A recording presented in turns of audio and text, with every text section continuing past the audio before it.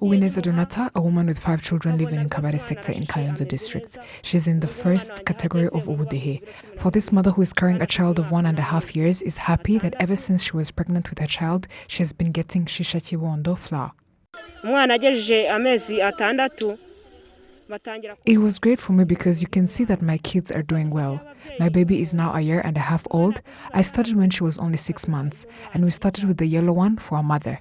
When the child is now 6 months, they shift to the green one.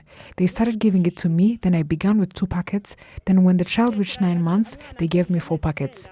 It has really helped me a lot because I would give it to my child and she would really respond well to it. Now my child has 12 kilograms and is only 1.5 years.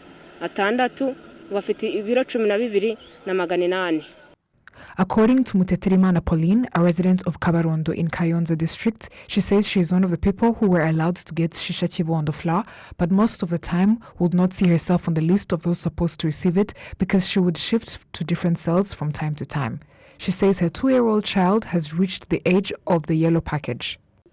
Since I was moving from one village to another, I would get there and not get recognized, which also led to me not knowing what was going on. Then when I would finally find out, it would be too late. Nevertheless, even though my child was never in the red category, she still got in the yellow one, even though she immediately got out. The state's policy on child development programs began in 2011, but will be revised in 2016 with Shisha Kibondo's program that started in 2016. The flour adds nutrients to a pregnant woman's body every month.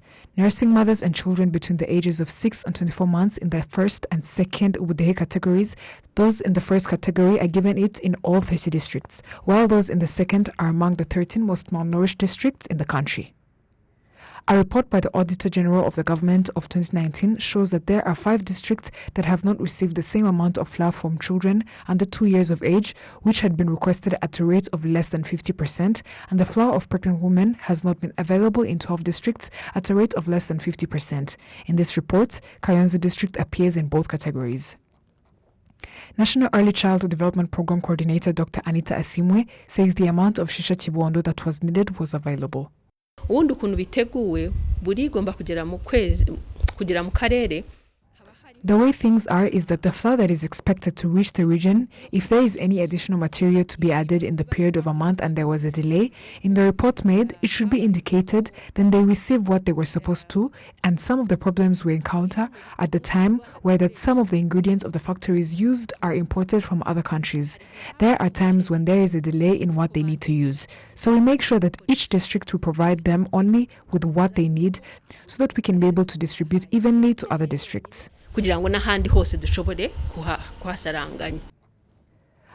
DHS study, the latest in 2015, found that the child malnourishment was 38%, with 13 regions having the highest child malnourishment percentage in the 30 Rwandan districts with 13%. Since then, the severity of child malnourishment in Rwanda was evident due to some of the districts having high percentages.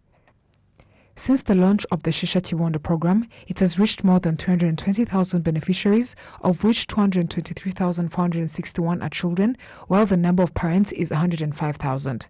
In 2019, figures show that children benefiting from Shisha Kibondo, the malnourishment decreased by 12.8%. Normally, 80% of the child's brain grows in its first 3 years. When a child is malnourished at an early age, it affects his or her performance in school as it damages the functioning of the brain. Dr. Anita Asimwe, the National Early Childhood Development Program Coordinator, says that the mother should take the lead in determining how the child will live before birth. The role of the mother must be understood before she gives birth, and it should not come as a shock, and they say that they didn't know that raising a child was very time-consuming and something that takes so much strength, which is why we continue to encourage Rwandans to give birth to children that they can manage to raise. There are currently more than 25,000 households still in the National Child Development Centers, and there is a goal that in every cell there should be at least 3 National Child Development Centers. The Rwandan government's Shisha Kibondo program has an annual budget of about 14 billion Rwandan francs. Martina Abera, RTV News.